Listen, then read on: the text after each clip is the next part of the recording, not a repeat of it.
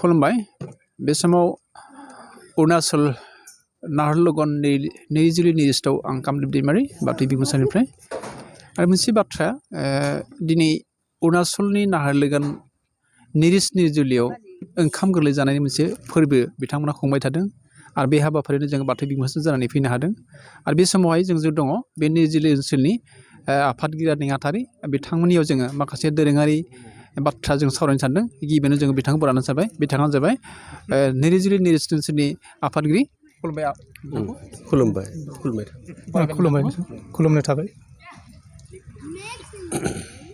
निरजुलि निरिस्ट बे गोथार बाथौ थानसालिनि ओंखाम गोदान फोरबोनि हाबाफारिनि गेजेरजों जेरैबायदि नोंथांमोना जेरैबायदि जोबोद गाजा गोमजा हाबाफारि मोनसे खुंदों खम सुबुंनि गेजेराव बे गौथुमखौ दैदेननो थाखाय धोरोमखौ मान होनानै नोंथांमोना खुंदों बे हाबाफारिखौ खुंनो मोननानै नोंथाङा माबोरै मोन्दांथि मोनदों? धन्यबाद थाबाय बाथौ बिबुंसारनिसिम दिनै फंबाय कामदेब बिबुंसारनि मिडियानि गेजेरजों फंबाया फैनानै होसोबोना न'सिम इटानगर अरुणाचल प्रदेश निरजुलि निरिस पापुमपारे डिस्ट्रिक्टआव फैनानै दिनै जोंनि सोंथि सोंफायनायखौ लानानै आं बिराद नोंथां फंबायनिसिम धन्यबाद होबाय आरो माखासे फैनाय लोगो फंबाय बिब' बिनानाव बिथांमोनखौ धन्यबाद होबाय माने दिनै नेम नितियै ओंखाम गोरलैनि फोरबोआनो जादों दाखालि थांबाय काति फोरबो दिनै फैबाय जोबथा माइ हाखांनायनि लोगो लोगो जोंहा फोरबो मोनबा फोरबो दङ हिसाबै दिनै बे फोरबोखौ ओंखाम गोरलै हिसाबै बर' हारिया दिनै नङा आबौ आबैनि आइ आफानि दिननिफ्राय मानिबोदों आरो बिदिनो मानिलांगोन दिनै जोंनि समायनि आंखालावहा मैयानो थांबाय फोरबोआ दिनै नेक्स्ट दिनाव जों सुनिबाराव लानाय जाबाय ओंखारबोनो हाया मानसिया दले बले खामानि मावना जाग्रा गोजा मानसि हादावरि होसोनानै माइरं नागिरनायावनो समाया जोबलाङो दिनै बन्द' देवबार रबिबार नङागौमानि जोंहा हाबाफारिखौ लानो हाया दा गाबोन लानो गोनांमोन बेयावबो जेंना फैलायबाय माखासे जेंना थानायाव दिनै सुनिबारनि फुंबिलिनिफ्राय जागाय दिनै मोनाबिलि जाफैबाय दा दिनै बेहाय निरजुलि निरिस्ट ओनसोलाव ओंखाम गोदाननि जा फोरबो खुंदों बे फोरबो खुंनायावहाय बेसेबां न'खर लोगो नांनानै बे फोरबोखौ नोंथांमोना खुंदों? दिनै निरजुलि एरियायावहा जोङो न'खरबा दङ आरो नाहालगनिफ्राय 10 घरसो फैदों दिनै 15 घरसो जों लोब्बा ज' जानानै थालाङो ज' जानो हाया गोजान जायोबा नाहालगना गोजान जाहैबाय जोंबो थांस' हाया थानसालियाबो नै होसोगनो हायियाव माने मानसिया ज' जानो हायियाव जोंहा गेसें जानो गोनां जायो आरो बिदिनो जोङो बे फोरबोआ ओंखाम गोरलैनि अर्थ उद्देশ্যआनो जादों माइ हाखांनायनि लोगो लोगो माइ गोदान जोंहा बा राजा बाथौ बोराइनो बावागौमानि जानो हाया होननाय मोनसे राव दङ इसोरा होदोंबा इसोरनोनो जों आगोलाव आग बरायना होनानैसो जों सुबुं माहारिफोरा जानांगौ गोनां जायोबा जों जाबोदों बिदिनो इसोरानो होदोंबा इसोरखौ जों बावगारबा बोरै जागोन होननानै जों फोरबोखौ फालिबोदों आबौ आबै बुंनाय मथेबा गोदो माइया लायोमोन माइ मोनहांबा रुजुननानै लाबोयोमोन सान्द्रि गोदान संग्राय गोदानावहा जि गुफुर लानानै रुजुना लाबोयोमोन बेबायदिनो आसार खान्थि नुबोदोंमोन आबौ आबैनि आइ आफानि दिनाव दा बेफोरबायदिखौ जोंहा खेथि बाथि गैयादि हाजो खंखराव थानानैब्लाबो बेफोरबायदि नेम नितिखौ जोङो मानोथो जों गारलांनो रायजो राजानो आइ आफा आबौ आबैयानो मानिलांबायब्ला जों दा सोथो आरो जोंबो गाबोन गोमालांसिगोन फिसा फिसौखौ एसे फोरोंलांनि देखायलांनि जोंनि गाहायाव जिथु फैदों फंबाय आदा आगै गासैखौबो जों फोरोंलांबासो बिसोरबो नुलांगोन बुंनो रोंलांगोन आरो बेफोरबायदि फोरबोआ खनसे नङा मोनबा फोरबो जोंनाव दङ बे फोरबोखौ बिदिनो लारि लारि फालिलांनो हाबासो जोंहा गोग्गा जागोन डेभेलप जागोन हारियानो जौगागोन अब्लासो नङाबा जों गोमोरनाय लामायाव थांगोन दिनै जानाय लोंनायनि फारियानो जादों माइ गोरलै माइ गोदान बिदिनो जों बावनानै जायो आरो ओमफ्राय आगोलो मोसौ मोसानो जों बावग्रोयोमोन होग्रोयोमोन गहालियाव जों नुदों आबौ आबैखौ आइ आफाखौ मोसौनो जाहोग्रोआगौमानि मानसिया जायामोन मानसिया बिदिनो जोंहा जौ लोंनाय हारि जौ लोङो ना मावाजों अनला उरो बेनिफ्राय बेदर फिसा जायो बिनि मोसौनो होखांनायनि उनावसो मोसौआ दुखु खस्थ' मोनबाय 6 महिना 3 महिना बै दिननि बैसागनिफ्राय जोबसामसि एवनायावहा गुलाय गुजाय थुखाव थुसि बिगुराव बुदला बुसि हारा लुन्दाव लुनसि जालांबाय मोसौआ बेनो दांग्रिसे हेबला बजासे जाहोनानै खुलुमस्रांनानैसो मानसि सुबुं माहारिया जायोमोन रायजो राजा नुबोदोंमोन आङो मोगा मोगि मेगनजों उन्दै समावनो दा बेखौ लानानै जोङो गोग्गा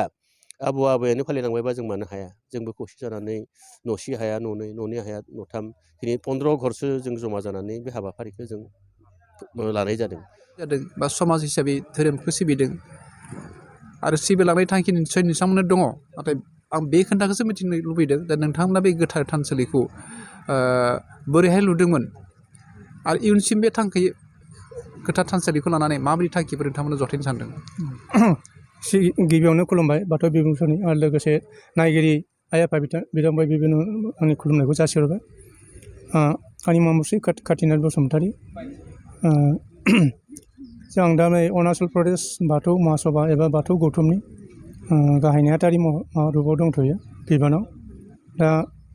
बिथांनि जा सोंनायाथ' बिराद मेहेरगोनां दा बेखौ जों बुंनो थाङोब्ला बहुद गोलाव नांगौ दा बेखायनो आं ओरैनो सरासनस्रायै बुंनो लुबैदों जे जों जेरै हागौ जेरै माने जोंनि बर' माहारिनि गाहाय धोरोम गुदि धोरोम बाथौ धोरोम बेनो जों बे धोरोमखौ जों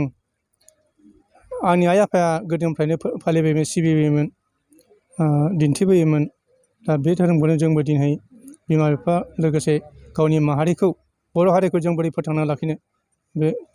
हाबाफारिखौ नायनानै बे खाबुखौ लानानै जोंबो बिदेशआव थाफैदोंब्लाबो जों दुखु खस्थ' टाइमनि आंखालावब्लाबो जों बेफोरखौ माने मेनेज खालामलांदों जेने थेने जों बाथौखौ गायसननाय जादोंमोन थांनाय 2006 मायथाइयावनो जोंहा मानगोनां सेन्ट्रेल बाथौनि आफादगिरिमोन डक्टर मंगल सिं हाज'वारि सारा बिथांमोना फैनानै लोगोसे जोंहा नैबे गहपुर बाथौ आन्सलिकनिफ्राय बिथांमोनाबो माखासे रायजो राजा ग्लोब ग्लोब फैनानै जोंखौ बाथौ गायसननायनि थाखाय जोंखौ हेफाजाब होफैदों आरो बिथांमोना गोसो मोदोम जिउ होनानै जेरै जों एसेबां सानखांबो हायाखैमोन बिथांमोननि फैनाय लोगो लोगो जोंबो बोरैबा माने सिरि मोनखांनाय बायदि मोनदों जों आरो धोरोमखौ सिबिनाया जोंनि गाहाय धोरोम आरो बै समाव जोंहा बेफोरबायदि हा गैयामोन बेफोरबायदि जिरायनो थाखाय जोंहा नैबायदि मन्दिर गैयामोन बिथांमोना सोरबा सासे व्यक्तिनि जोंनि बाथौ सिबियारि बिथांनि मुङा जाबाय जोंहानि गेदेर आंनि बिदा जायो अख्लाब बसुमतारी बिथांनि सिथ्लायावनो बाथौखौ गायसनग्रोनाय जादोंमोन आरो बै समाव जाय बिथांमोना दोलै नोगोरै जिउयै माहामै नांथाबदोंमोन बिथांमोना दा नैबे किसुमान दा बेयाव गैजोबा बिथांमोननि मुंखौ आं किसुमान गोसोआव दं जेरै आफादगिरि दंमोन बै समाव जा मानगोनां गणेश गयारि बिथाङा रौतानि आफादगिरि जोंनि स्टाफआनो बेयाव आरो गाहाय नेहाथारि दंमोन जा मैधर बर' आरो बिदिनो दङमोन जोंबो दङमोन लोगोसेयाव नेहाथारि गाहाय लेङाइ आफादगिरि आरो जा कालचार सेक्रेटारि दंमोन जा नै मादाया 10-12 जन जों बयबो दंमोन सोरबा रिटायार जालांबाय सोरबा साख्रिखौ नागारना थांबाय बेयाव जोंहा नेपालि सम्प्रदायबो दंफायोमोन बिथांमोनाबो जोंखौ हेफाजाब होदोंमोन नोंथाङा जिफोर बाथ्रा दिनै बाथौ बिबुंसाराव फोसावबाय थादों बे बाथ्रानि गेजेरजों मोनसे बाथ्राखौ रैखा खालामनो लुबैदों नोंथांमोना जिहेतुके न'खर 15 बे न'खरजों बे गोथार बाथौ थानसालिनि गासैबो दोरोङारि बिथिंनि मोनबा फोरबो लोगोसे बलबानि आर'जखौ बिथांमोना खालामबाय थानाय जादों नङा होमबा बे गासैबो हाबाफारिखौ सामलायनाय बेलायाव नोंथांमोना जिहेतुके न'खरा खम हिसाबै माबाफोर उसुबिदा नोंथांमोननि गेजेराव फैयो नामा उसुबिदा गोबां उसुबिदा फैयो मानो होनबा जों पारफेक्टबो ना रोंजोबाबो जों जिबायदि आर'ज मेथाइ दा जों आवरायो दा बे आर'ज मेथाइखौ जों नेटनिफ्राय बोयै सोलों किसुमानखौ जों सोलोंदों दा बेजोंनो जों जि हागौ जि हाया दामनाय देनायाबो जों एसेबां पारफेक्ट नङा अब्लाबो गावनि गोसो जानानै गावनो रेंगु दामसाफोरखौ ओरै बुथुमलायनानै जों गावनो माने सोलोंनानै दिनैसिम नैबे माबायाव महराव फैदों दिनैसिम नैबे स्टेपाव फैदों जिहेतुके नोंथांमोना अरुणाचल रायजोनि बेन्दोंआव दङ बे हिसाबै नोंथांमोननि बे धोरोम थानसालिनि बेलायावहाय थानसालि लुफुंनायनि बेलायाव बा बे धोरोमसालिखौ धोरोम सिबिनायनि बेलायावनो होन बेनि थासारिया नोंथांमोननि थाखाय एसे माबाफोर उसुबिदा फैयो नामा बे नंगौ दिनै नैबे जाहैबाय जों जेराव बाथौ थानसालि जों गायसनदों नैबे जायगाया बे मोनसे कलेज इउनिभारसिटिनि बाउन्डारिनि सिङावसो। दा बेयाव अनेक किसिमनि अनेक जाथिनि बयहाबो दङ नाम हारसाफोरनि थाखाय नामघर, बिहारिफोरनि थाखाय शिब मन्दिर, ख्रिस्टानफोरनि थाखाय गिर्जा, मियाफोरनि थाखाय मस्जिद। बेयाव अनेक किसिमनि जोंनाव सुबुं थानायलाय स्टाफ थानायलाय बिथांमोनहा गावबा गावनि धोरोमसालि खुलिनायलाय जोंबो दखरसे हा बिनानै जोंबो बेयाव नै दिनैसिम नैबेयाव जों सिबिगासिनो दं। दा दुखुनांथाव बाथ्रा नैबेसो दे दिनै जों साफा गाबोन सासे समफोर सासेबा बिदिनो फारि फारि जों रिटायार जालांगोन। दा बेखौ नायनो बेंनो जोंहा एसे साननो गोनां जाना फैदों। आरो नैबे जायगाया बुंनो थाङोबा बेयाव मोनसे कलेजाव मोनसे इनस्टिटिउटआव फरायसालियाव बेफोरबायदि माने एलटमेन्ट होनायनि माबा नेम निथि गैया। बेनिखायनो जों सानो आं माने नोंथांमोननि थ्रुयै आं बेखौनो खावलायनो लुबैयो जे जोंनि गेदेर गोलावफोर दङ गोजौआव बिथांखौ खावलायनो लुबैयो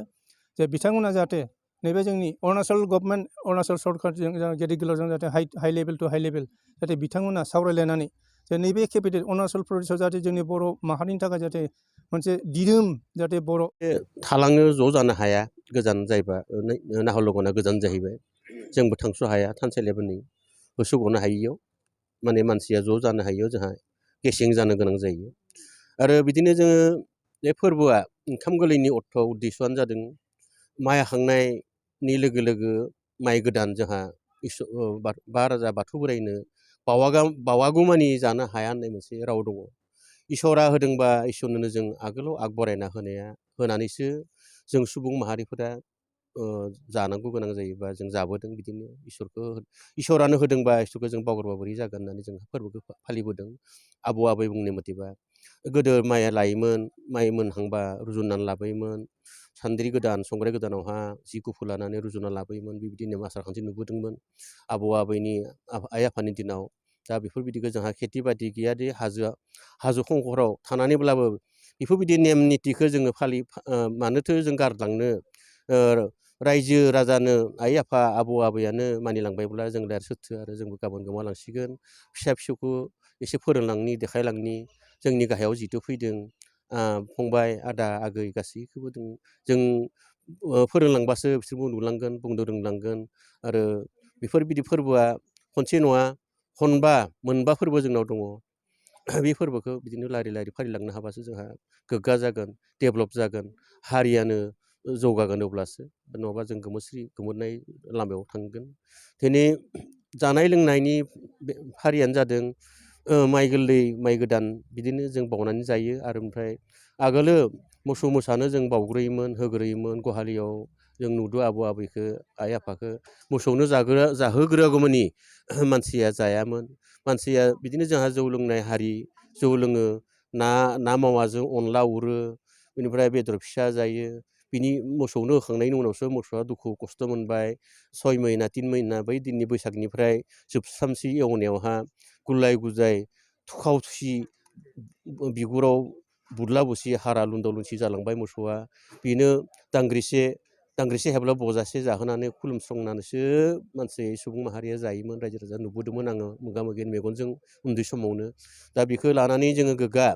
आबौ आबैयानो फालिलांबायबा जों मानो हाया। जोंबो खौसे जानानै न'से हाया न'नै, न'नै हाया न'थाम, दिनै 15 घरसो जों जमा जानानै बे हाबाफारिखौ जों लानाय जादों बा मानिलांनाय जादों आरो। बे समाव जिहेतुके निरजुलि ओनसोलनि नेहाथारि दङ, जों बिथांनिफ्रायबो मोनसे बाथ्रा मिथिनो लुबैगोन। जिहेतुके नोंथाङा बे ओनसोलनि गाहाय नेहाथारि आरो नोंथांनि दैदेननायाव बे गोथार थानसालि बे समाजा सोलिगासिनो दं बे समाव, नङा होमबा? नोंथांनिफ्राय बे बाथ्राखौनो मिथिनो लुबैदों जेसेबां बोसोरनि 10-12 जन जों बयबो दंमोन। सोरबा रिटायार जालांबाय, सोरबा साख्रिखौ नागारना थांबाय। बेयाव जोंहा नेपालि सम्प्रदायबो दंफायोमोन, बिथांमोनाबो जोंखौ हेफाजाब होदोंमोन। नोंथाङा जिफोर बाथ्रा दिनै बाथ्रा बिबुंसाराव फोसावबाय थादों, बे बाथ्रानि गेजेरजों मोनसे बाथ्राखौ रोखा खालामनो लुबैदों। नोंथांमोना जिहेतुके न'खर 15 बे न'खर 15 न'खरजों बे गोथार बाथौ थानसालिनि गासैबो दोरोङारि बिथिंनि मोनबा फोरबो लोगोसे बलबानि आर'जखौ बिथांमोना खालामबाय थानाय जादों, नङा होमबा? बे गासैबो हाबाफारिखौ सामलायनाय बेलायाव नोंथांमोना जिहेतु न'खरा खम बे हिसाबै माबाफोर उसुबिदा नोंथांमोननि गेजेराव फैयो नामा? उसुबिदाया गोबां उसुबिदा फैयो। मानो होनबा जों बेयाव जों पारफेक्ट मोना रोंजोबाबो जों जिबायदि आर'ज मेथाइ दा जों आवरायो दा बे आर'ज मेथाइखौ जों नेटनिफ्राय बोयै बोयै सोलों किसुमानखौ जों सोलोंदों। दा बेजोंनो जों जि हागौ जि हाया दामनाय देनायाबो जों एसेबां पारफेक्ट नङा अब्लाबो गावनि गोसो जानानै गावनो रिंगु दामसाफोरखौ ओरै बुथुमलायनानै जों गावनो माने सोलोंनानै दिनैसिम नैबे माबायाव महराव फैदों, दिनैसिम नैबे स्टेपाव फैदों। जिहेतुके नोंथांमोना अरुणाचल रायजोनि बेन्दोंआव दङ बे हिसाबै नोंथांमोननि बे धोरोम थानसालिनि बेलायावहाय थानसालि लुफुंनायनि बेलायाव बा बे धोरोमसालिखौ धोरोम सिबिनायनि बेलायावनो होन बेबायदि बेनि थासारिया नोंथांमोननि थाखाय एसेबांफोर उसुबिदा फैयो नामा? बे नंगौ। दिनै नैबे जाहैबाय जों जेराव बाथौ थानसालि जों गायसनदों नैबे जायगाया बे मोनसे कलेज इउनिभारसिटिनि बाउन्डारिनि सिङावसो। दा बेयाव अनेक किसिमनि अनेक जाथिनि बयहाबो दङ हारसाफोरनि थाखाय नामघर, बिहारिफोरनि थाखाय शिब मन्दिर, ख्रिस्टानफोरनि थाखाय गिर्जा, मियाफोरनि थाखाय मस्जिद, बेयाव अनेक किसिमनि जोंनाव सुबुं थानायलाय स्टाफ थानायलाय बिथांमोनहा गावबा गावनि धोरोमसालि खुलिनायलाय जोंबो दखरसे हा बिनानै जोंबो बेयाव नै दिनैसिम नैबेयाव जों सिबिगासिनो दं। दा दुखुनांथाव बाथ्रा नैबेसो दे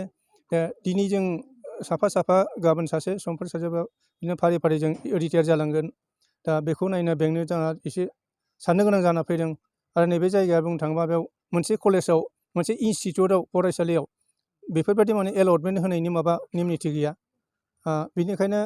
जों सानो आं माने नोंथांमोननि थ्रुयै आं बेखौनो खावलायनो लुबैयो जे जोंनि गेदेर गोलावफोर दङ गोजौआव बिथांखौ खावलायनो लुबैयो जे बिथांमोना जाहाथे नैबे जोंनि अरुणाचल गभर्नमेन्ट अरुणाचल सरकारजों गेदेर गोलावजों जाहाथे high level to high level जाहाथे बिथांमोना सावरायलायनानै जे नैबे केपिटेल अरुणाचल प्रदेशआव जाहाथे जोंनि बर' माहारिनि थाखाय जाहाथे मोनसे दिदोम जाहाथे बर' मेसेजखौ हरनो लुबैदों नैबे मानगोनां बाथौ बिबुंसारनि गेजेरजों जे गावनि धोरोमखौ माब्लाबाबो मुगैनाङा, गारनो नाङा। बेनो जोंनि सिनायथि बर' हारिनि, बेनो जोंनि मोनसे सिनस्रि खामिहारा। बेजोंसो जोंखौ बर' माहारिखौ जों बे प्रिथिबियाव जोंखौ सिनायो। बेनिफ्रायनो बे बाथौ धोरोमनिफ्रायनो सिखारो गाननाय जोमनाय हारिमु कला कृष्टि रंगिना संगिना बेनिफ्रायनो जों बर' हारिखौ सिनायथि मोनो। आरो आं बेखौनो खावलायनो लुबैयो आइ आफाफोरखौ जाहाथे बिथांमोना जाहाथे फंसे खोथा बा एसे एनै खोथाफोरखौ माबाफ्रा बुंफ्लांबाय बा माबाफोर बांसावफ्लांबाय जाहाथे बेफोरखौ जाहाथे अरायनि थाखाय जाहाथे गोसोआव लाया। बयबो लोब लोब हानजा ओंखारबोयो बाथौ सिबिनो, बाथौ धोरोमखौ रैखा खालामनो थाखाय, गावनि धोरोमखौ रैखा खालामनो थाखाय। गावनि धोरोमखौ जों गावनो रैखा खालामाबा जोंखौ रावबो रैखा खालामग्रा गैया। बेनि थाखायनो आं बुङो भगबाना खुगा हरदों जेला बुंखागोन, फंसे फंनै रावाथ' ओंखारखागोन। जाहाथे बेफोरखौ जाहाथे अरायनि थाखाय दाला। दिनै नांलायबाय गाबोन बुलायलायबाय जाहाथे बेखौ जाहाथे जों अरायनो लागा। धोरोमसालियाव फैनांगौ, बयबो ज' जाफैनांगौ, गाजा गोमजायै जाहाथे जों गावनि धोरोमखौ बाथौ धोरोमखौ जाहाथे जों फेदेरनायाव फोसावनायाव जाहाथे बयबो आवगायबोयो। आं बिथांमोनखौ गोसो गोथारै खुलुमहरो। जाहाथे एसे एनै जाहाथे माबाफोर सानदोंब्लाबो सोरनिबा सायाव माबाफोर जुदि गाज्रि मोननाय दंब्लाबो जाहाथे बेफोरखौ ज्राब गारनानै जाहाथे लोब ओंखारबोयो। बेनि थाखाय आं नैबे बाथौ बिबुंसारनि गेजेरजों आंनि गोसो गोथारै बिथांमोननिसिम आं खावलायनो सानो।